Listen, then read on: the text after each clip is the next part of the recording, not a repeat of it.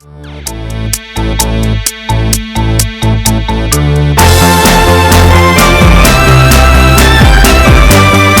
venir. Este es un acto que teníamos ya previsto hace un tiempo y que finalmente hemos podido realizar. Es un poco para nosotros el pistoletazo de salida que va a significar la campaña de las elecciones generales. Este es un acto de pre-campaña, por lo tanto no se puede pedir el voto, tal. Pero yo creo que ha sido muy interesante que el hecho de que el primer acto de campaña sea un acto totalmente diferente a lo que nos tienen acostumbrados los partidos, porque un acto como este no es normalmente acto de campaña, es otra cosa. Yo creo que una parte de la diferencia es esa, es no hacer lo que siempre han hecho todos los partidos, sino intentar hacer cosas diferentes, cosas de interés, cosas que, aunque parezca que no es propiamente la campaña de un partido, sí que tienen interés para la ciudadanía, y en el fondo eso es lo más importante. Bueno, aquí tenemos para este acto la presencia del doctor Luis Montes, al que no voy a presentar porque todos conocéis sin duda, y luego pues Alba Corrochano, que es miembro del Consejo Autonómico de Madrid de Podemos, igual que el doctor Luis Montes, todo hay que decirlo, que va a ser ella la que va a presentar realmente el acto. Bueno, en primer lugar, daros las gracias a todos por venir. Y es verdad que este es un acto poco habitual porque es un tema que no estamos demasiado acostumbrados a escuchar. Yo creo que porque la sociedad en la que vivimos, una sociedad católica en general, el tema de la muerte es un tema tabú y el cómo afrontarla todavía parece que lo es más, ¿no? Entre otras cosas porque es un tema doloroso. Y algunos de nosotros no nos interesamos por lo que es la muerte digna o qué significa muerte voluntaria o cuál es la legislación que existe en las comunidades autónomas o en nuestro país hasta que nos pilla cerca y vemos a alguien morir en malas condiciones o en una situación de sufrimiento durante un tiempo prolongado. El estar aquí hoy es importante para mí por diversos motivos, pero es muy importante que esté aquí el doctor Montes, que evidentemente a Luis le conocemos todos, porque no lo pasó demasiado bien y ha luchado muchísimo por los derechos de todas las personas, ayuda diariamente a muchísima gente y es importantísima la labor que realiza él y la asociación que él preside, que es Derecho a Morir Dignamente, que supongo que todos conoceréis. Es una asociación que está diariamente luchando por mejorar las condiciones de la muerte de las personas, que no pueden dignificar una vida no puede ser digna si no tiene una muerte digna y no se acaba bien este proceso. Entonces, bueno, os hemos traído unos folletos que tendréis aquí de la asociación y si alguno quiere hacerse socio, nosotros estaremos encantados de que así sea y poder tener fuerza suficiente para poder cambiar la legislación y las cosas y defender los derechos más básicos de las personas. Y bueno, pues al mismo hay que presentarle, es un luchador nato, es uno de los mejores compañeros que tengo en el Consejo, es probablemente uno de los mayores ejemplos de honestidad, amabilidad y lucha que tenemos cerca. Así que un placer para todos nosotros tenerte aquí y a ver si nos convences y podemos sacar un grupo de activistas para DMD en Majadahonda. Muchas gracias, Luis.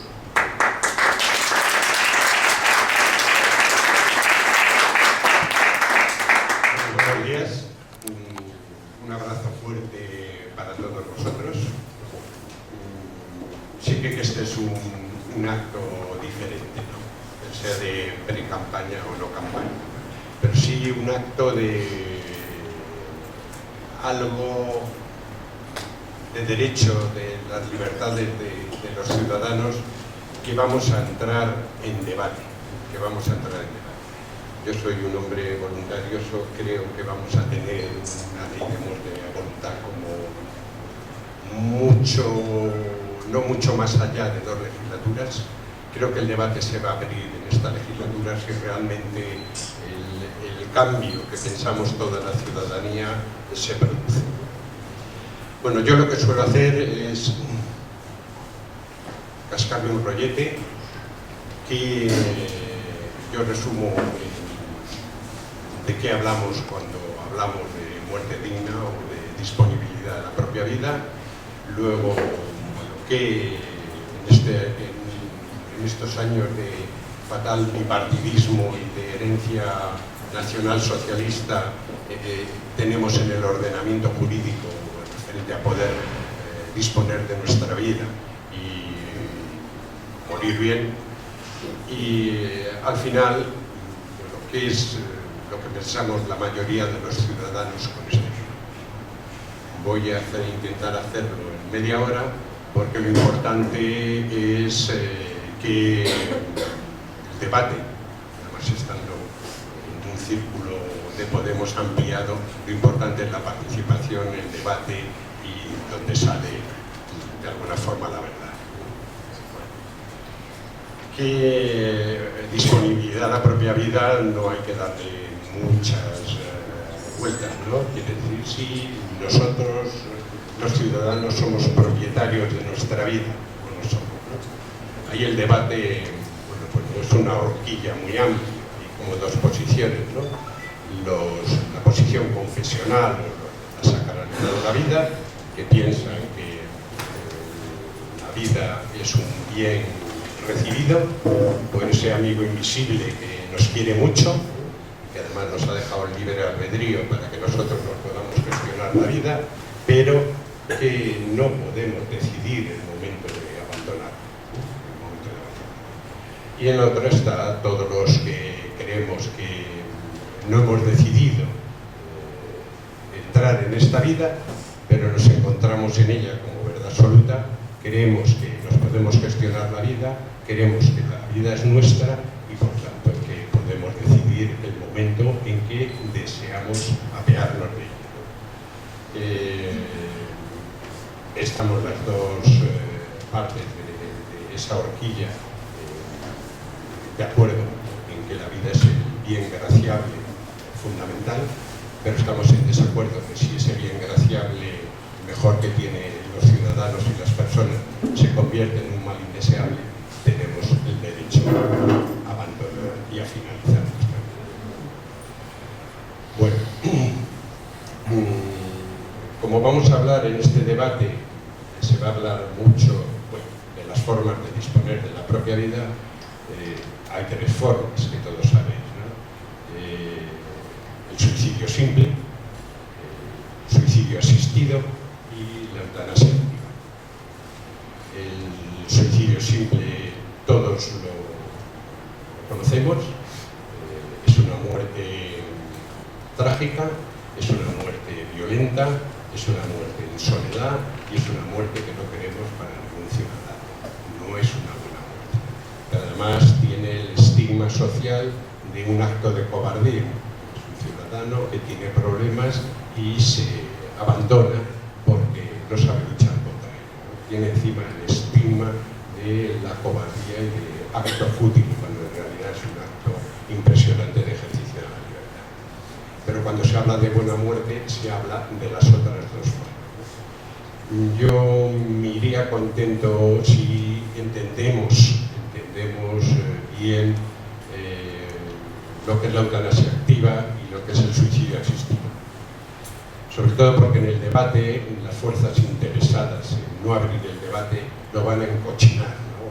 Se va a empezar a hablar de, pues se me ocurre, de eutanasia directa, indirecta, voluntaria, involuntaria, no voluntaria, activa, pasiva, distenesia, caconesia, eugenesia.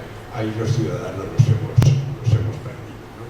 Entonces tenemos que hablar de eutanasia activa y suicidio asistido. ¿En qué se diferencia uno de otro? Pues fundamentalmente, al ser una muerte decidida, voluntaria, es acompañada. Y se diferencia una de otra en el papel que juega el colaborador necesario. El que facilita la muerte o dar la muerte. Cuando digo dar la muerte, no digo dar muerte, no digo matar. Llevo un artículo determinado que es la muerte voluntaria, solicitada, reiteradamente solicitada, en el contexto de intenso sufrimiento físico-psíquico y rebelde o imposible tratamiento, tiempo que dure la vida de ese ciudadano ciudadano, se va a incrementar ese sufrimiento, ¿no? Bueno, el papel del colaborador necesario, facilitar la muerte o dar la muerte, es que la da directamente, ¿no? Una inyección letal y el ciudadano que lo ha solicitado finaliza su vida. En el suicidio asistido, el papel del colaborador necesario es que le preocupa a ese ciudadano los medios y el propio ciudadano se da la muerte. Bueno, el paradigma fue Ramón Sampedro, Ramón Sampedro, como él dice, hermanos, amigas, que le facilitan el cianuro, por cierto, la peor muerte que hay, el cianuro, y él, posavasos que tiene, es el colaborador que acerca el vaso con el cianuro, y él con la paja activamente se da muerte. Y eso es. También en el debate va a ser con qué ánimo se ayuda a morir, ¿no? ¿Cuál es el ánimo del colaborador necesario, ¿no? Bueno, en las actitudes humanas hay dos tipos de ánimo, ¿no? El ánimo egoísta y el ánimo altruista. Bueno, el egoísta no hace falta que lo explique, ¿no? Es porque la muerte del otro ciudadano nos favorece económicamente o porque la situación que estamos viviendo con el ciudadano nos estorba, ¿no? Y entonces, bueno, finaliza a petición, que muchas veces es inducida, la muerte de ese ciudadano. Eso es un homicidio. La motivación en la eutanasia del colaborador necesario es una motivación de justicia, una motivación de solidaridad con el sufriente y, en definitiva, un acto de amor. Bueno, con esto queda un poquito introducido. ¿Qué es lo que se oye mal o qué? Sí, a todos un poco. Ah, bueno, puedo hablar más alto de... ¿Así? Sí. Bueno, vale. Que en ordenamiento jurídico nos hemos ido dando estos años de Estado de Derecho, ¿no? de falso Estado de Derecho. Hay dos leyes fundamentales relacionadas con el final de la vida, ¿no? Una de ellas, y la primera, es nuestro Código Penal. Nuestro Código Penal. El Código Penal es de 1995, la última legislatura del Partido Socialista con el señor González. Estaba de ministro de Justicia el señor Belloc, de secretarios de Estado Margarita Robles, luego presidenta del Consejo Poder Judicial, y de María Teresa Fernández de la Vega, luego vicepresidenta. Y bueno, es la primera vez que en un Código Penal se califican las conductas eutanásicas y las que son delictivas, se comete delito. Es el artículo 143 y lo que condena son la inducción al suicidio de un ciudadano a otro ciudadano y la colaboración con actos necesarios en la muerte de otro ciudadano. Entonces, las demás situaciones de eutanasia no son delito. La colaboración necesaria es en el apartado cuarto de este Código Penal y dice textualmente, me lo sé de memoria, ¿no? El ciudadano que indujera o colaborase activamente en la muerte de otro ciudadano a petición expresa de este, cuya petición es reiterada en el tiempo, en el contexto de un sufrimiento físico o psíquico de difícil tratamiento, con un pronóstico de vida corto, donde esos síntomas se van a agravar, la ayuda a la muerte de ese ciudadano es un delito, es un homicidio. Si se demuestra que el ánimo es altruista, se reducen las penas en 2 grados. En vez de una pena entre 10 y 15 años, es entre 2 y 5 años. Es lo que los juristas progresistas del PSOE, bueno, progresistas entre comillas, le han llamado el homicidio compasivo. Bueno, a mí personalmente y a la asociación nos parece que es un código penal antidisponibilidad de la propia vida y un código penal que recoge más moral que derechos ciudadanos, ¿no? Que es una prolongación de la religión, de la sacralidad de la vida y del pecado, en considerarlo un delito y además punible, ¿no? Y que habría que derogar, que es nuestra primera pelea y la de los ciudadanos en el futuro, derogar este artículo del Código Penal. La segunda ley es la Ley de Autonomía del Paciente. La Ley de Autonomía del Paciente es del año 2002. Su nombre indica también, se valora como fundamental a nivel bioético la autonomía del ciudadano. Eso quiere decir que el mejor interés lo tiene el ciudadano consigo mismo, no lo tienen terceras personas. Es una ley... políticos, como es el caso de la droga, son casos de cinismo y de hipocresía. Desde que el mundo es mundo, hay gente que se suicida porque no quiere seguir viviendo. Si estudias la historia de la filosofía griega, verás que muchos filósofos, no los grandes, bueno, en cierto modo Sócrates también se dejó, es decir, practicó la eutanasia cuando pudiendo haber no muerto, sin embargo murió. Pero hay otros muchos que cuando llegaron al final de su vida, sorprendentemente, muchos de ellos eran muy longevos, superaban muchos los 80 y los 90 años, se suicidaban a sí mismos, es decir, una especie de eutanasia activa. Algunos utilizando procedimientos muy extraños, como por ejemplo estrangularse con sus propias manos, que no sé cómo se puede hacer, o dejarse sin respirar, ¿no?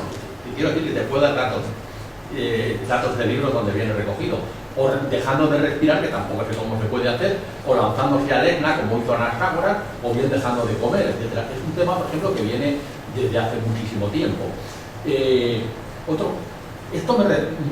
En fin, por darle un poco de humor, ya que muchos de los que estamos aquí tenemos la puerta medio abierta al tema de acabar la vida, obviamente aunque solo sea por la edad. Se podría hacer una división de los ciudadanos entre aquellos que son de fervientes convicciones religiosas y que creen que el sufrimiento, y cuanto mayor sufrimiento tiene una capacidad salvífica y que puede salvar tu alma, a los cuales no tendría por qué aplicarles la eutanasia porque iría en contra de sus propias convicciones, y entonces lo que haríamos, les haríamos un mal porque les impedimos su propia salvación. Pero los que no creemos que haya nada después de la muerte, eso sí que deberíamos ser dueños de nuestra propia vida y por lo tanto decidir cuándo queremos morir y en qué condiciones queremos morir. Y luego ya en temas más prácticos, aquí dicen que se puede hacer, vamos a ver, ante 3 testigos en la Comunidad de Madrid, pero tiene que llevarse por escrito o se dice verbalmente, porque si tú lo haces por escrito, no sé qué papel desempeñan ahí los testigos. Es decir, que yo puedo ir a la Comunidad de Madrid y decir, mire, yo quiero que sea esto, esto y esto. Quiero que sea de esta manera, o bien tengo que hacerlo por escrito, como si fuera una especie de testamento holográfico. Nada más. Bueno, has planteado una reflexión que solicitabas información, que es el número de eutanasias clandestinas. Has hecho luego una reflexión histórica que, como esto te lo contesto rápido, eran como una sociedad clasista y solamente se podían suicidar los que su vida era suya. Un esclavo no podía hacerlo y se podían suicidar siempre que no fuera por un tema económico, porque tenía una deuda, ¿no? Lo demás sí que existía la muerte voluntaria, pero para los que tenían una vida libre, ¿no? Y después una información sobre el testamento vital, ¿no? Bueno, información en la clandestinidad del número de eutanasias es imposible saberlo, es imposible saberlo. El número de ciudadanos que recurren a lo que se llama el turismo eutanásico mal llamado, que son ciudadanos que van a otro país donde está reconocido el suicidio asistido, fundamentalmente a Suiza, también se dan, pero se desconoce el número.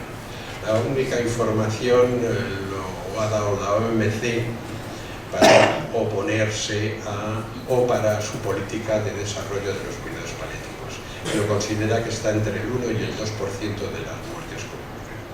eso es entre 6.000 o 7.000 eutanasias. Y que yo comparto, y la asociación, por el conocimiento que tenemos, de que es así. Y que además, si hubiera una ley de muerte voluntaria, no aumentaría el número, porque son el tanto por ciento de eutanasias que ocurren en Bélgica. Y Alba me ha dicho que quiere explicar del testamento vital. A ver, es que con el testamento vital la información que viene en el folleto informativo es bastante escasa. En la Comunidad de Madrid hay 3 formas de hacer el testamento vital, o documento de instrucciones previas. O ante 3 testigos, o ante notario, o ante el registro de de sanidad de la Comunidad de Madrid, que está en la calle Sagasta. Cualquiera de las 3 opciones es válida. En el tema de los 3 testigos, pues tú hablas con 3 personas, una puede ser familiar, las otras 2 no pueden serlo, y realizas el documento. Nosotros en la página web de DMD tenemos un documento marco que no utilizas ningún tipo de problema, y elige representantes.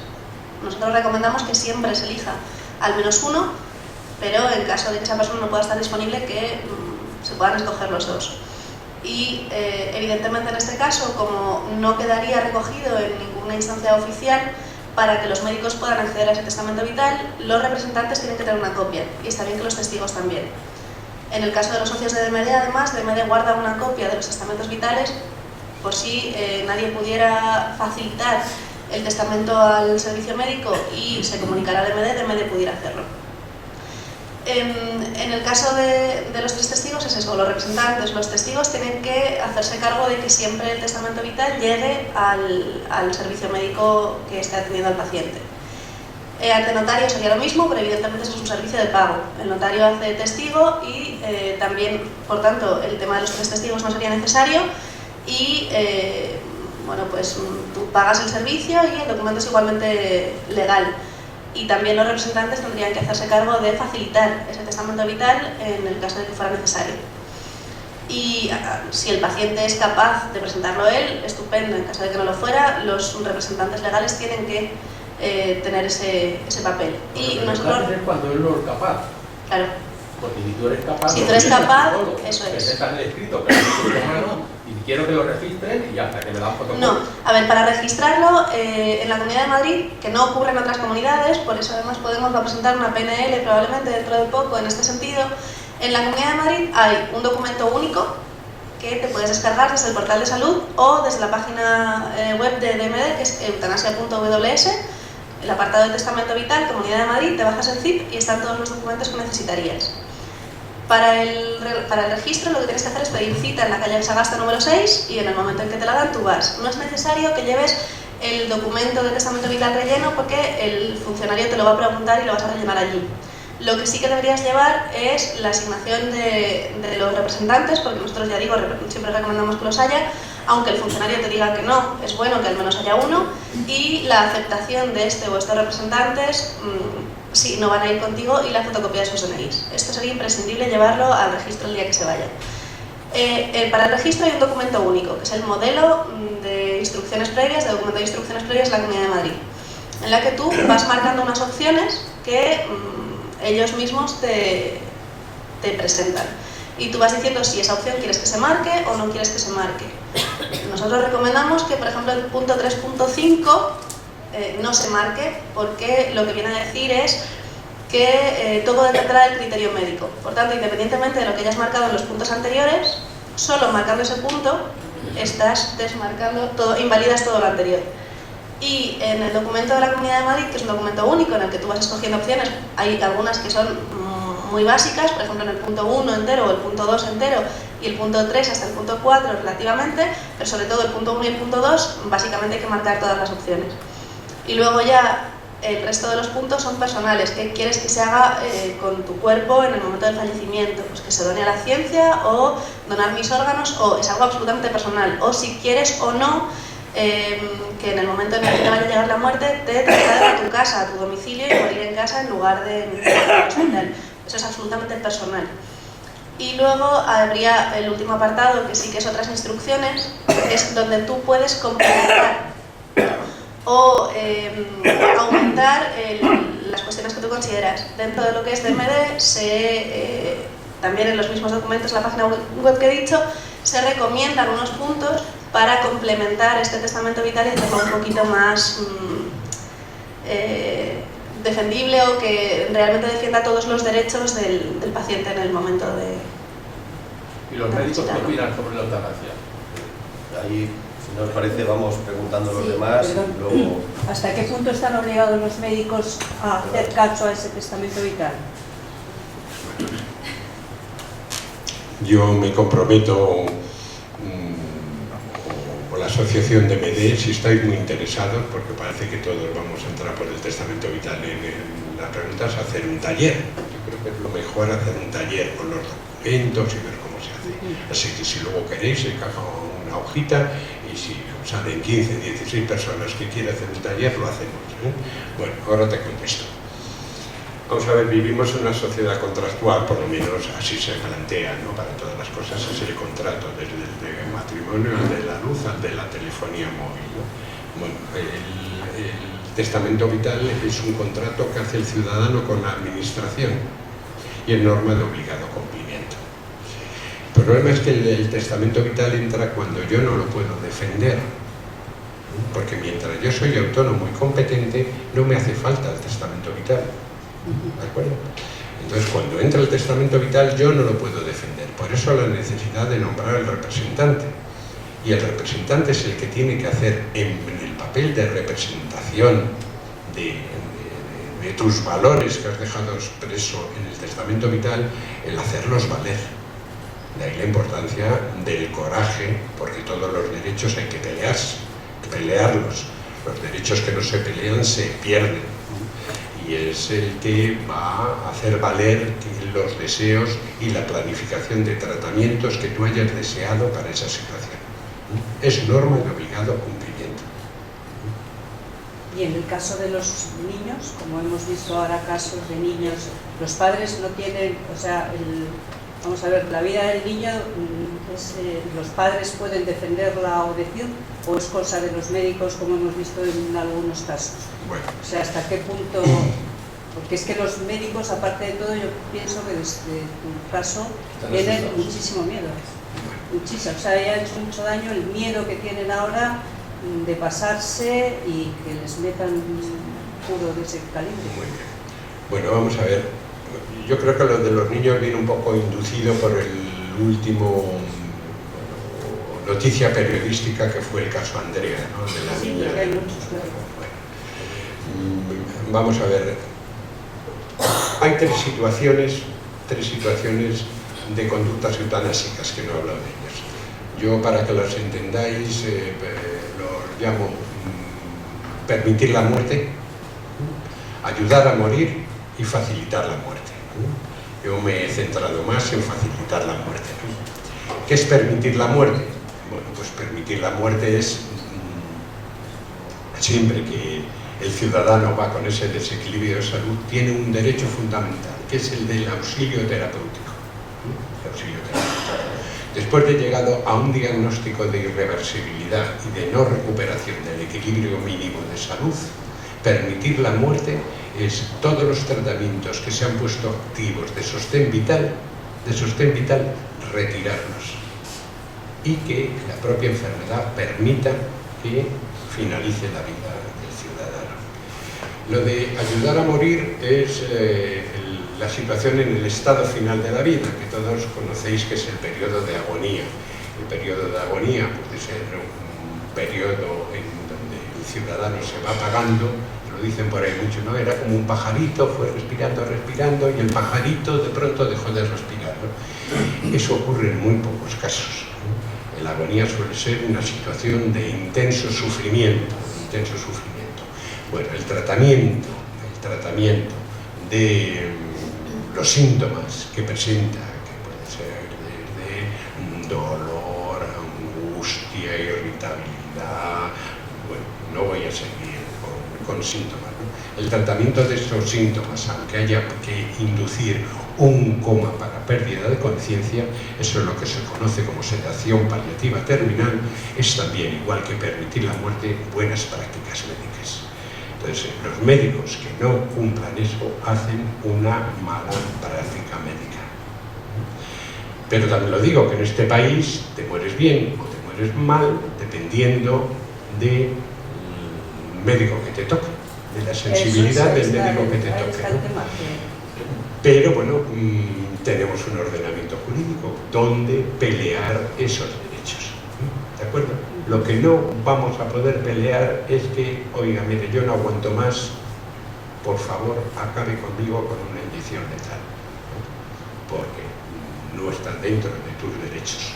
Los demás sí, y los demás hay que pelearlos, ¿de acuerdo?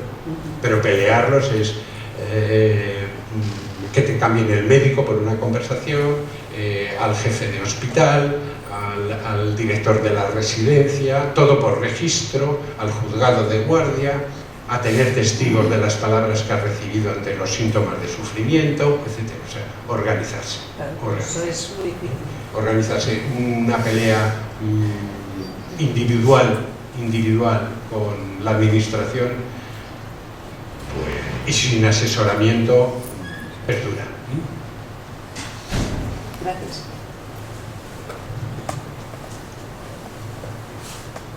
¿Alguien más? Me gustaría saber cuál es el país que tiene la legislación más avanzada en este tema y qué conclusiones se han sacado. Bueno, este es un debate de la sociedad avanzada.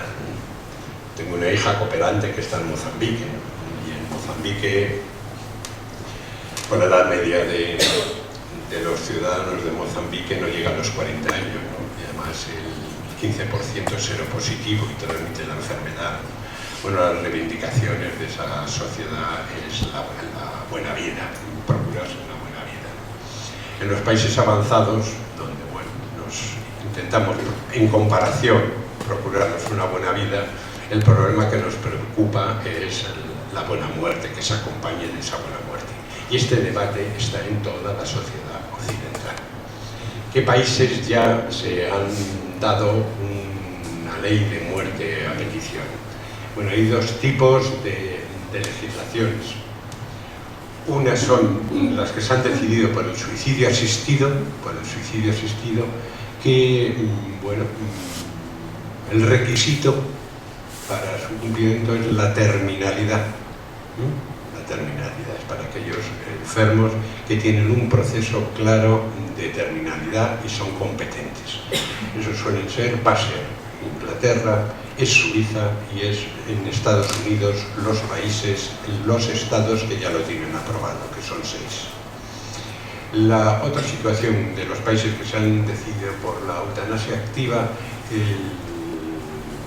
la cualidad más importante no es la terminalidad, que también es el sufrimiento. Es el sufrimiento. Sufrimiento refractario a tratamiento. A tratamiento convencional y normal. Esos países son Bélgica, Holanda, Luxemburgo, Canadá, Venezuela. Se está extendiendo. Y espero que nosotros pronto. Yo me inclinaría más porque me den la muerte a dármela yo. Además, en las encuestas de opinión que os he citado, baja 14 puntos. Y yo creo que los ciudadanos prefieren que nos ayuden a morir, que nos den la muerte, que nos faciliten la muerte, a que nosotros nos suicidemos. Posiblemente cultural, por lo que tú planteabas, ¿no? O como lo decía yo al principio, por el estigma de la palabra suicidio. Dos preguntas breves. Una tiene que ver con que he hecho mi testamento vital, pero al escuchar ahora hablar, me doy cuenta que yo tengo un solo representante, que es mi mujer, y es mutuo. Con lo cual, quiero decir, supongo que debe ser posible volver a la Comunidad de Madrid y pedir modificar el testamento para incluir otro responsable por si esa persona no estuviera en condiciones de efectuar.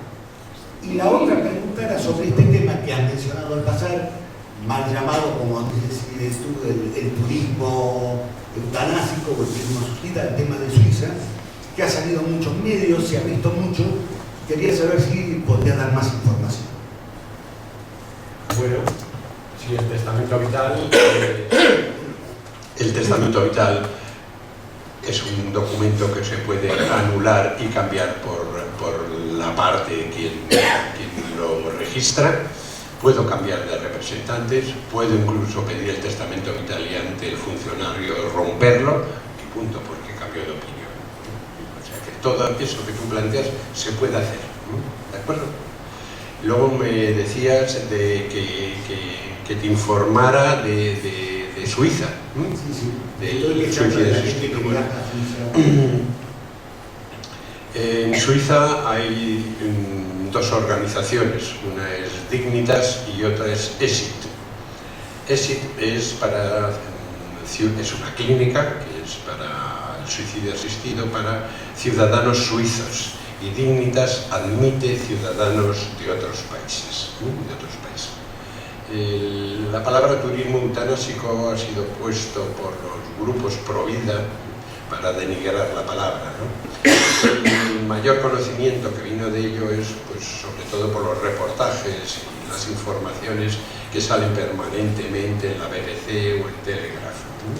En la BBC, pues ciudadanos que salen su vídeo, primero de petición, y después que han finalizado la vida. Claro, en el Reino Unido es donde existe la restricción más fuerte, ¿no? Y además haciéndole más seguimiento. Y se cree que es entre 150 y 200 ciudadanos ingleses que van a Suiza, a la clínica Dignitas, a finalizar la vida. Claro, el papel en esta situación, porque lo que se exige es terminalidad,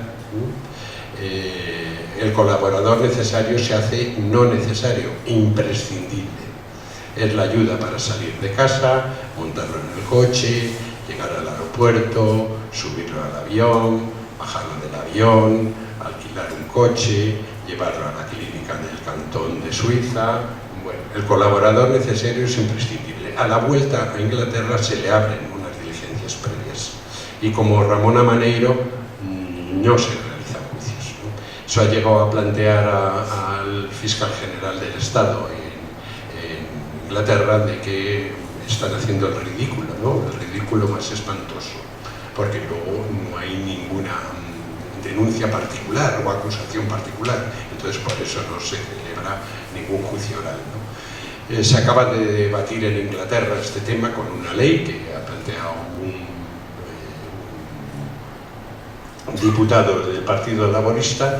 Es la primera vez que se vota y para mí, bueno, a mí ha sido muy positivo. Para ser la primera vez que se vota, han sido 140 votos a favor, ¿no?, de la eutanasia, el suicidio asistido. La población en Inglaterra, en las encuestas de opiniones, como en España, más del 80% están de acuerdo con que se varíe el ordenamiento jurídico. El tema de las garantías en Suiza, porque estas clínicas bueno, no funcionan a libre albedrío, es que cada suicidio asistido hay que notificarlo y hay que mandarle a la fiscalía una grabación con la muerte. Aquí al fiscal, o sea que de alguna forma es una autorización post, no hay que hacer una autorización pre, pero las garantías de que no haya abusos es porque la fiscalía tiene que recibir una grabación de donde el propio ciudadano autónomamente se toma el jarabe que va a conducir a su proceso de muerte, y lo hace libre y autónomamente. El problema que yo le veo es que cuesta 6.000 euros.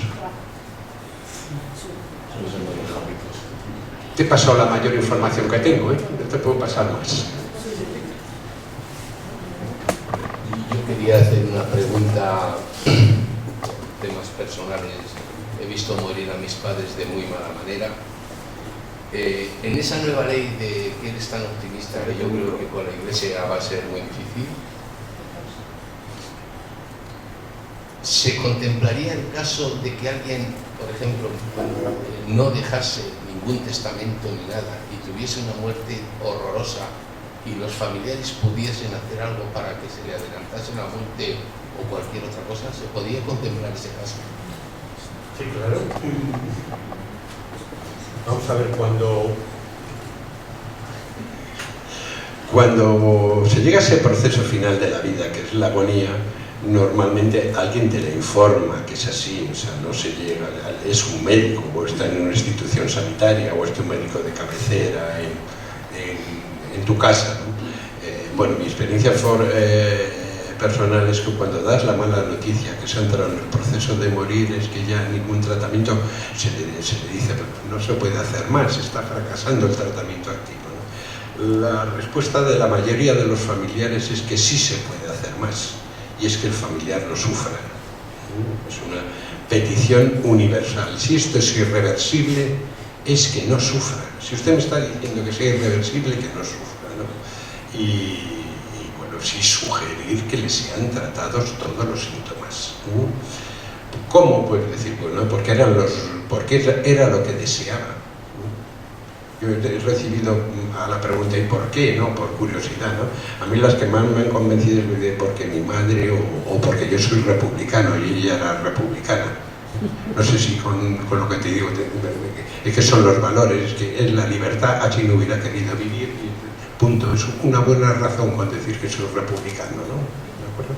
Porque es antisacralidad de la vida, es el otro modelo diferente, ¿no? Y depende de la sensibilidad del médico que te toque, ¿no? Sí, pero eso se podría legislar. ¿Se podría legislar eso? Eso está ya legislado. Y cuando tú decías que tú lo ves lejano por lo de la Iglesia, bueno, pues yo lo veo cercano. Aquí la primera vez se había planteado algo así como el carné por puntos, ¿no? Un carné por puntos. Hay gente que se cree que el sufrimiento te da puntos y que llegas con una cartilla llena de puntos y estás más a la derecha del Señor, ¿no? Yo creo que eso no se lo cree nadie ya, vamos, eso no, pero vamos, quitando los del Opus, los ultras, no se lo cree nadie.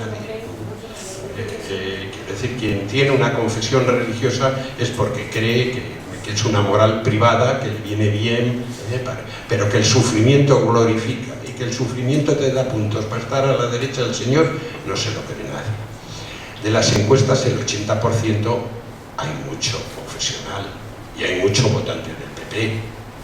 O sea, del 80% de las encuestas, si podemos, estamos ahí, llegar al 19%, al 20%, a ver si llegamos al 29%, en esto es el 80%.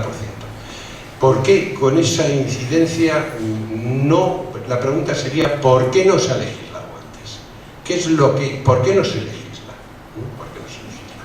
Siempre cuando se legisla una nueva ley de derechos viene anteriormente con un estudio en profundidad de lo que piensan los ciudadanos. Yo recuerdo cuando el señor Zapatero, una ley progresista fue el matrimonio entre personas del mismo sexo, ¿no? Así en el vocabulario de bar nos hubiera parecido una bestialidad, ¿no? Una bestialidad. Más cuando las autoridades eclesiásticas jerárquicas lo consiguen considerando una enfermedad, ¿no? El ser homosexual, ¿no? Bueno, pues el 72% de los ciudadanos creíamos que todo ciudadano es libre para determinar su sexo. No faltaría nada más. No faltaría nada más. El mismo porcentaje pensaba que cada ciudadano es libre de compartir su vida con quien le dé la gana. No faltaría más, no faltaría más. Bajaba un poquito en las encuestas que se hicieron al 55-57% si podían adoptar o no. Yo creo que también un poquito por secuela del matrimonio, ¿no? de que es indisoluble y es entre hombre y mujer, ¿vale? Por la hipocresía esta, que tú también hacías referencia a ella, ¿no? Pues bueno, se legisló, decía que iba a ser la marabunta y encantados de la vida de haberlo legislado. ¿De acuerdo? Bueno, pues así es el tema. ¿Por qué no se legisla con esto? Bueno, pues fundamentalmente porque hemos estado en un sistema bipartidista donde uno de los dos partidos está pro sacralidad de la propia vida. El PP no nos va a sacar este debate ni este derecho, ni ninguno, ¿no? Y el Partido Socialista pues es un meapilas, o sea, no tiene otro nombre que nada más que meapilas, ¿no? Unos meapilas donde una parte muy importante, dominante en el PSOE, pues todavía sigue con los acuerdos vaticanos, son los célebres cristianos de base, que de base no tienen nada, ¿no? Y etc. Me refiero al señor Bono, al señor Vázquez, al señor Jáuregui, a María Teresa Fernández de la Vega, etc. Meapilas de comunión diaria, ¿no? Y de no atreverse a un pulso a las jerarquías. En definitiva, por falta de voluntad política. Por miedo. Falta de voluntad política. Miedo no. Por cobardes. ¿Qué? Por cobardía.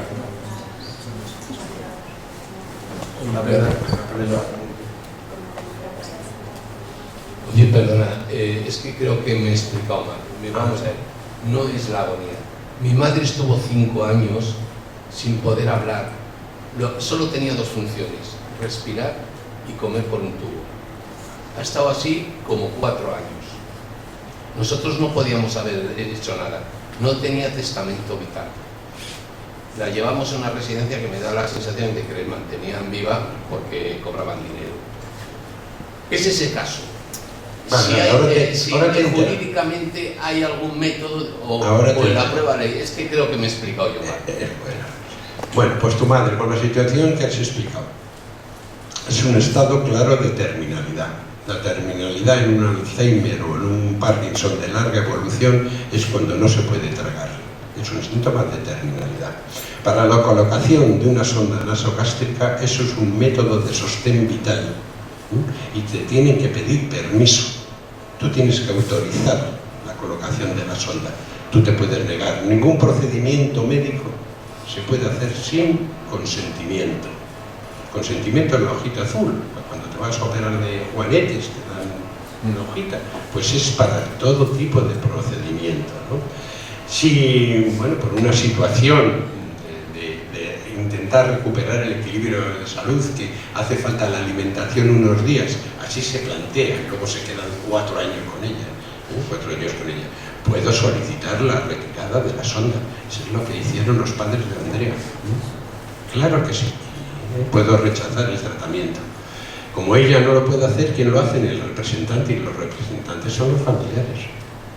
Bueno, ha salido ahora, porque quedaba esa laguna, en el mes de julio, el Partido Popular, dentro de los recortes a los derechos, aprovechando una ley de protección del menor y de la infancia, ha modificado la ley de autonomía del paciente, diciendo que todo aquel que no tenga testamento vital, la vida se crea como un estado de necesidad, quitando la representación de los familiares directos.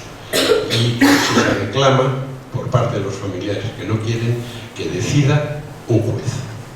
O sea, que la reclamación sería judicial, como hicieron los padres de Andrea. Es otra ley restrictiva más del PP. Si ya estaba difícil de convencer, encima ahora se justifica a los médicos para la rutina y el quehacer cotidiano de encarnizamiento terapéutico. Eso se llama encarnizamiento terapéutico. Porque también va a entrar esa palabra en el debate y nos tenemos que acostumbrar, ¿no? A oír empecinamiento, encarnizamiento terapéutico. Sí, bueno, a mí me es muy complicado ya a partir de mi edad hablar del muerto.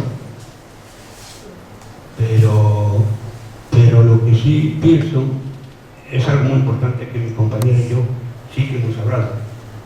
En cualquier caso de que cualquiera de nosotros tuviera la situación de irreversibilidad de una situación terminal desde el punto de vista médico, no hay duda. Yo sería, en mi caso, a mi mujer y mi compañera, a mí, quien me ayudaría a morir. ¿Por qué? Porque nos queremos mucho y porque llevamos muchos años juntos y sabemos perfectamente lo que queremos decir. A mí, personalmente, y lo digo aquí públicamente, me importaría 3 narices que viniera la Guardia Civil a buscarme. Que vengan, me da lo mismo. ¿Por qué? Porque yo ya he cumplido el compromiso que tengo con ella, o que tenía con ella. Y a ella le importaría, creo, estoy seguro, 3 narices que llegara a la Guardia Civil a detenerla por el compromiso que tiene conmigo. Ahora, es cierto que a mí las leyes en este aspecto no me coartan nada. Pero ¿cómo van a coartarme la libertad hasta ese punto si llevo toda mi vida luchando por la libertad? Es imposible, ¿no? Pero aparte de eso, sí que vamos a hacer el testamento vital para evitar, llegado el momento, que mi hijo o cualquier otra persona de nuestra confianza se viera en un problema que no ha discutido ni ha debatido con nosotros. A mí me parece que las leyes no pueden coartar, en este momento, pueden, yo que sé, pues mira, a quien roba o a quien es un corrupto, que le metan en la cárcel. Pero a mí decidir sobre mi propia vida no puede decidir ninguna ley, es imposible legislar en ese aspecto. Entonces, lo que yo planteo es, en este caso que te he planteado, que nosotros lo tenemos muy claro, ¿no? Sí que vendría a Guardia Civil a por uno de los dos. O dejarían pasar, como ha habido algunos casos, yo conozco casos de compañeros ecologistas en acción, por ejemplo, que no hubo ningún problema luego. Pero sí habría la ley, sí nos cortaría de esa forma hasta tal punto de venir a por uno de los dos para llevarnos o para especiarnos. Sí, bueno, yo confirmo tu opinión. Yo también lo voy a hacer así, como vosotros, no con mi compañera, pero yo tengo más facilidades que tú. Yo sé cómo hacerlo. Y además yo tengo quien me va a firmar el certificado de defunción para que mi compañera no tenga problemas. O sea, eso exige organización, ¿no? Que se presente a la Guardia Civil. Es decir, si no hay con un cadáver un certificado de defunción, pues entra la justicia y es complicado. Entonces yo te recomiendo que busques un médico amigo, para cuando llegue ese momento. Que os hagáis el testamento vital porque, bueno, favorece. En una ley futura, bueno, que puede ser restrictiva, entendido, para la libre disponibilidad de la propia vida, bueno, esas son así las leyes que se van aprobando porque exige la colaboración del Estado. A nivel individual no hay ningún tipo de restricción. Las restricciones vienen cuando actúa un tercero y el Estado, que te garantiza que ese tránsito sea lo más pacífico posible. Entonces ya empiezan los protocolos de restricción, de quién sí, quién no. No sé si te he contestado, Luismi. Perfectamente. Pues búscate un médico ya, pero conmigo puedes contar, ¿eh? Si vivo, ¿eh? Que yo te encuentro que tú estás mejor que yo, ¿eh? Vamos a esperar un poco, pero lo haremos. Bastante. Hola, buenos días. Yo no soy muy propenso a mostrar admiración por determinadas situaciones o personas, pero sí que tengo que mostrar mi admiración por usted. Por lo que cuenta, por lo que dice, por cómo se expresa. Es para mí un ser excepcional. Permítame decirle que usted no debería tener derecho a la muerte digna. Usted no debería tener derecho a morirse. Por lo cual,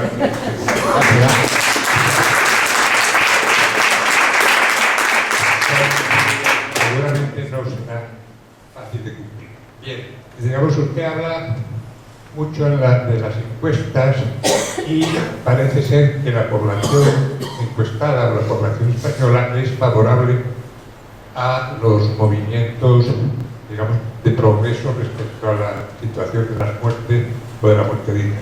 Sin embargo, esa misma población no lo es tanto respecto a la lucha por una vida digna. España no tiene una vida digna. España está en manos de una pandilla de canallas de gran relieve. Entonces, bueno, pues esa quería decir la diferencia, o expresar la diferencia entre muerte digna y vida digna. Necesitamos vivir con dignidad, necesitamos vivir con esperanza, y no la hay, y no nos la dejan creer en ella. Bueno, no sé si he dicho algo que merezca ser contestado, creo que no, simplemente la vida y la muerte son dos formas de una misma existencia, y al hablar de la muerte, pues casi todo el mundo rehuye su arribada. Muchas gracias, doctor Montes, por existir.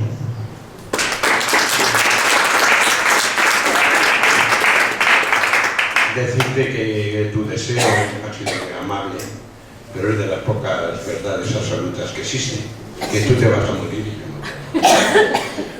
Igual que hemos nacido y por eso estamos aquí, ¿no? Son las dos verdades absolutas. Estoy de acuerdo contigo de que es difícil y mal en los tiempos que corren gestionarnos una buena vida.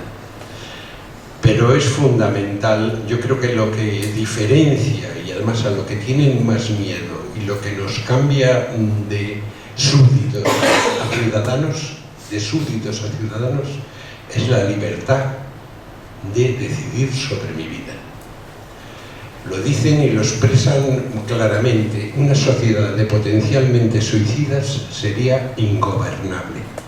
No nos quieren ciudadanos, nos quieren súbditos. ¿De acuerdo? Y va a ser uno de los derechos más difíciles de conquistar, el de la libertad en el proceso de morir.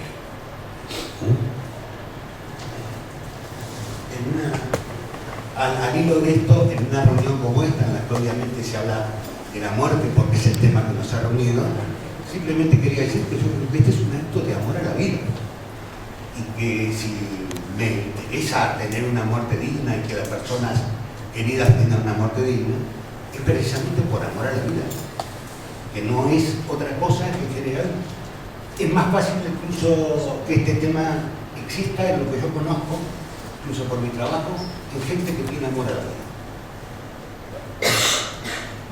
Totalmente, de acuerdo. No te voy a contestar porque estoy totalmente de acuerdo. Totalmente.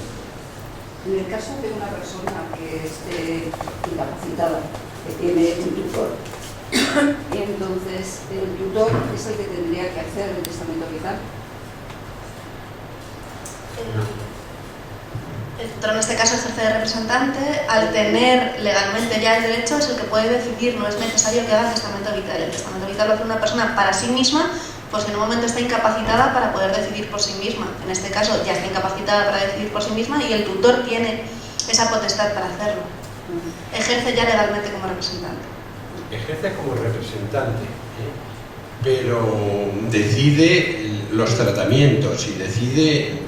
Por lo que expliqué antes, cuando el compañero planteó lo de su madre de una sonda. Su madre tenía una sonda porque consintió colocársela. No sé cómo le vendieron la moto, pero se vende muy bien. Y una vez colocada, existe, para mí es la misma opción, colocar que retirar. Son dos verbos de la primera conjugación. Bueno, pues en iniciar cualquier cosa, parece como una situación ética diferente que retirar. No, es la misma acción, iniciar que retirar. Bueno, pues este país inicia una cosa, una colocación transitoria, a ver si después cuando se recupera, porque a lo mejor ha tenido un accidente cerebrovascular, se recupera, ya traga, se la quitamos y se queda con ella, ¿no? Pero siempre son consentidas los tratamientos. Bueno, ahí entra otra situación, el tutor sería mucho más claro la representación porque es el tutor. Cuando no hay tutor, el problema se complica porque tiene que darse unidad familiar. Y la unidad familiar, bueno, cada uno es de la madre que lo parió, ¿no? Y entonces la dificultad se complica para la unidad de cara a una toma de decisiones. Pero si hay unidad familiar, normalmente los deseos de los representantes se tienen que pelear, pero se consiguen. No se consiguen cuando no hay unidad familiar. Yo quería preguntar cuál es el método para realizar un suicidio asistido. ¿Qué se hace? Y ahora mismo, aunque no hay legislación para ello, pues si uno de nosotros quisiera poder hacerlo, si hay algún tipo de asociaciones a quien recurrir o cómo tendríamos que hacerlo, ¿no? Como caso. Bueno, como yo os he dicho, lo cual, bueno, habría complicaciones, pero lo que es delito es la inducción al suicidio. Yo, si te induzco a que lo hagas, estoy cometiendo un delito. Y si además colaboro contigo y te acompaño, actúo de colaborador necesario. Pero la información no es ningún delito. No hay ningún delito. Nosotros tenemos una guía de autoliberación y tenemos dos métodos. con las pastillas que tienes que tener, la cantidad de diazepósidos que tienes que tomarte y la cloroquina, que es un fármaco que en dosis tóxicas es mortal. Y existe otro método, que es los barbitúricos. En los barbitúricos hay un negocio no es caro, que están en internet. Yo pongo suicidio asistido y me vienen correos donde puedo conseguir por encima de 15 gramos de pentotal sódico que tomándomelo es mortal. O sea que tú, si eres autónomo y competente, lo puedes conseguir por unos 250 euros, 300 euros. ¿De acuerdo? ¿Es doloroso? Te he contestado, ¿no? Sí. Pregunta si es doloroso. No. Con los dos métodos, lo primero que se logra es una inducción al sueño. Lo primero, y después ese sueño se va profundizando hasta que se produce una apnea respiratoria. Que tarda un cuarto de hora, 20, 25 minutos. ¿De acuerdo? Hay que hacerlo en ayunas, claro, no con el estómago lleno. Es decir, la última cena me como un cordero. ¿Vale? Hay que tener sus prevenciones. Y tomarse unos antieméticos para no vomitar y tomar precauciones. ¿Vale? Pero está escrito, ¿no? Está escrito. La información no es un delito. Yo he estado ya en 2 juicios porque socias de DMD se suicidaron en hoteles y tuve la metedura de pata que en el bolso, porque las mujeres sois así, en el bolso lleváis todo, pues llevaban la guía de autoliberación de DMD. Entonces el presidente de DMD tuvo que ir al juez, ¿no? Mi declaración fue que era socia, que nosotros a los socios le ofrecemos después de 3 meses de socio la guía de autoliberación y que es información que nosotros no inducimos a nadie, ni colaboramos, no. Entonces el juez lo que nos hizo hacer es un escrito y llevarle, bueno, desde cuando era socia y qué banco pagaba las cuotas. Y con esas pruebas pues se archivaron. Bueno, así que si lo estás pensando, te socia. Lo que parece es que es más fácil hacerlo fuera que si estás dentro de un hospital. O sea, dentro de un hospital, claro, tú dices, tienes tus derechos, pero el médico alega que él también tiene su derecho. Entonces, claro, dices, una sedación terminal. Yo he visto sedaciones terminales que son de troncharse de risa. O sea, vamos, de troncharse de risa por no morirse de pena. Porque dices, esto no es una sedación terminal, perdona, o sea, es que el enfermo está despierto. Y es que, hombre, claro, es que lo que estás pidiendo es que le mate. No, perdona, no. Es que le estamos ajustando la dosis. Es que, claro, si subimos la morfina, resulta que le damos una... Se puede, sí, eso, a lo mejor se habitúa. O a lo mejor le provocamos una depresión respiratoria. O sea, y dices... ¿Y es de lo que se trata? Entonces, claro, tú ahí no puedes decir, no, si yo lo estoy haciendo, pero... con mis dosis, yo sé lo que estoy haciendo. Entonces dices, eso es la trampa. O sea, lo que tú decías es que depende de con quién toques y eso es lo que te da verdadero miedo. Que digas, si lo estoy haciendo, pero lo estoy haciendo tan mal que no lo estoy haciendo. Pero en este caso también es un problema de falta o lacra de información. Si nosotros no sabemos a qué tenemos derecho y tenemos derecho a que nos cambien el médico, sí, pero claro, en ese caso... Sí, quiero decir, yo en el caso de mi abuelo, y aquí hay alguna persona que lo sabe, fue una sedación de más de 8 días en el que teníamos que estar llamando al médico para que viniera cada vez que se despertaba a darle una dosis. Y no controlaba él ni siquiera los horarios, quiero decir, hasta que finalmente ya fue absolutamente insostenible. Mi madre, que ya era socia de DMD desde hacía 4 años, pudo presionar con esa baja y gracias a eso finalmente pues, tuvo una muerte relativamente no demasiado horrible, excepto, bueno, los 8 días fueron horrorosos, absolutamente horribles. Pero también es una falta de información. Si nosotros no hacemos este tipo de charlas, la gente no conoce cuáles son sus derechos, la gente tampoco se asocia a DMD que pueda presionar a los gobiernos, tanto autonómicos como estatal, y no conseguimos tener una fuerza como para que este tema deje de ser un tabú y sepamos qué podemos hacer, qué derechos tenemos, y desde una institución como puede ser DMD se luche a otros niveles, pues evidentemente no vamos a conseguir nada, pero sí hay derechos. Yo os animo a que veáis además la página de eutanasia.ws, donde tenéis la de DMD, toda la información, y que hagamos el taller de testamento vital, que Luis está dispuesto, así que si lo podemos volver a traer, pues casi que mejor. Hacemos un par de preguntas más, si os parece, y ya lo dejamos para el taller de testamento vital, que la gente se está empezando a ir, y lo dicho, que aquí tenéis la información de la asociación, que Luis vendrá a un taller de testamento vital porque ya se ha comprometido, así que no va a poder decir que no. La gente que estéis interesadas, dejadnos vuestro nombre, el correo electrónico para avisaros de cuándo vaya a ser y que no haya ningún problema y podáis venir. Y bueno, pues os dejamos con las últimas dos preguntas y... ¿Y esto te lo damos a ti? Sí. Porque esto... Sí, una vez que está relleno me lo podéis dar a mí. Sí, pero no lo podemos rellenar ahora. Pues quedas conmigo, Gerardo, y me lo das. Ningún problema. Pero de cuenta que no lo tenemos. Oye, perdona, tú has dicho antes que la muerte es horrible y dolorosa. La muerte natural, sin apoyo médico. ¿Qué porcentaje de muertes hay dulces sin apoyo de ninguna clase? Bueno, por lo que nos viene, lo que nos desea. Claramente si te digo el 100% te estoy mintiendo. Que no, el tema de la muerte no ha interesado. O sea, vamos a ver cómo decírtelo. Igual que cualquier tema está estadísticamente... Pero por tu experiencia. Por mi experiencia, escasos, muy pocos, muy pocos. O sea, que la muerte es dolorosa.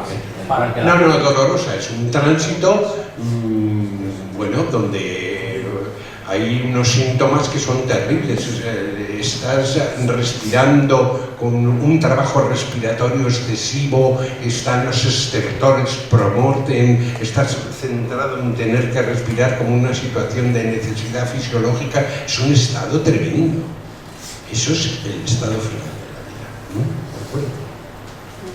Es mejor no morir. Hombre, es mejor no morir. Yo quisiera, la última pregunta me la he reservado, está repartiendo el micrófono. He sacado en principio dos conclusiones. Tú lo has comentado, que solo tenían derecho a morirse en la antigua Grecia aquellos que tenían derechos. Por lo tanto, es simplemente reafirmar nuestra condición de esclavos. El segundo punto que has comentado son las sobredosis. Yo creo que el PP está produciendo muchas sobredosis de muchas muertes. Por lo tanto, también es una droga bastante dura. Y luego la pregunta era no tanto como doctor Montes, ni como presidente de una asociación por una muerte digna, sino como político. Esto es un acto de Podemos. Realmente Podemos ha incluido la muerte digna en su programa político, supongo que será iniciativa tuya, y por lo tanto que expliques un poco qué pretende Podemos, qué es lo que se intenta y hasta dónde llega ese alcance. Bueno, desde DMD hemos intentado, porque hay que separar Luis Montes Podemos con DMD, ¿no? Son dos cosas diferentes y además es bueno separarlo, porque DMD nunca va a ser Podemos, ¿vale? DMD ha iniciado con unos encuentros con los partidos políticos, ya los iniciamos y lo hacemos siempre en todas las legislaturas, que empezó con las autonómicas, donde planteando qué desarrollo pedagógico se podía hacer desde el Parlamento desde la Asamblea Autonómica para desarrollar dentro de la ciudadanía la pedagogía de derechos. En esa encuesta que yo planteaba, solamente el 15% de los encuestados conocía que tenía las posibilidades de hacerse un testamento vital. 15% de los encuestados. Eso quiere decir que tenemos un ordenamiento jurídico, pero no se ha hecho pedagogía. Después, para las generales, lo mismo.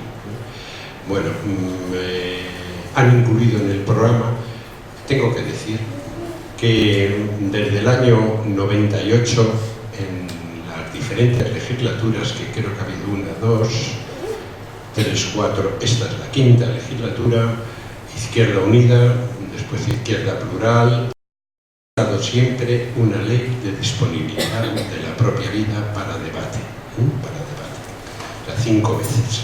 En todas ellas el Partido Popular y el PSOE han votado en contra, por motivación diferente.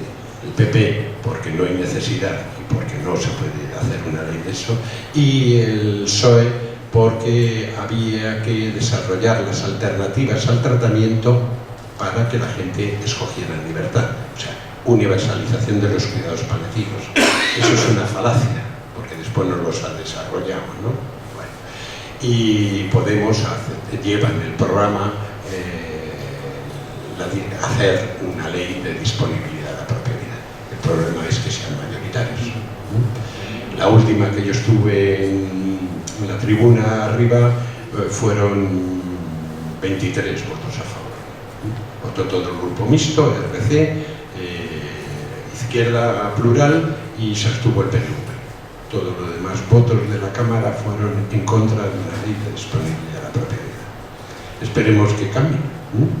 Eso es. Bueno, y luego quería decir otra cosa, ¿no? Con lo de la eutanasia y otros partidos políticos. Hace dos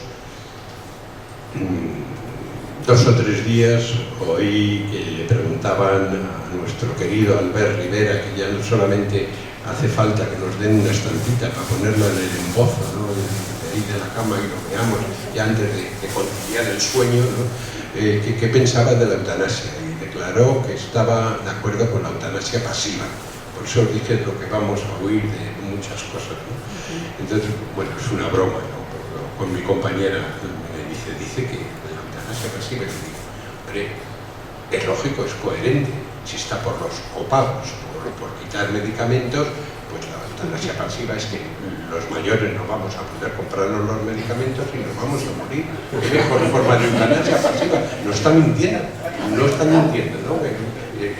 Sabe lo que está diciendo, ¿no? O sea que a lo mejor hay una eutanasia pasiva mucho más rápida que la activa. Muy bien. Deciros que hemos estado debatiendo con una serenidad y una tranquilidad de todas las dudas, y que este es el debate ciudadano, que es que va a ser así de tranquilo y de sosegado. Bueno, este también era un ambiente de Podemos, ¿no? Pero este debate no va a ser en la organización de la sede del PP de Majadahonda. Este debate no se va a tener allí. En el tejido ciudadano los debates son así, de tranquilos y sosegados. ¿Y por qué no se ha hecho en la calle? ¿Cómo? ¿Y por qué no se ha hecho en la calle? ¿El frío? Yo creo que esto es una casa de la cultura. La casa de la juventud. Ah, bueno. Bueno, si me hubierais convencido todos, hoy me iba de aquí con 60 socios. Vamos a ver cuántos os hacen luego. Bueno, sí tenemos que decir que lo que nos queda a los ciudadanos para procurar esa vida digna es volver a recuperar el tejido asociativo que teníamos antes de la transición. Es decir, el tejido asociativo en este país se ha convertido en un erial, y los ciudadanos, ya no se puede decir el movimiento obrero porque no es políticamente correcto, hay que hablar ya de la muchedumbre, ¿no? La muchedumbre, necesitamos tejido asociativo y asociaciones de apoyo mutuo. Eso va a ser nuestro tipo de organización, y de partidos políticos que planteen la participación y que fomenten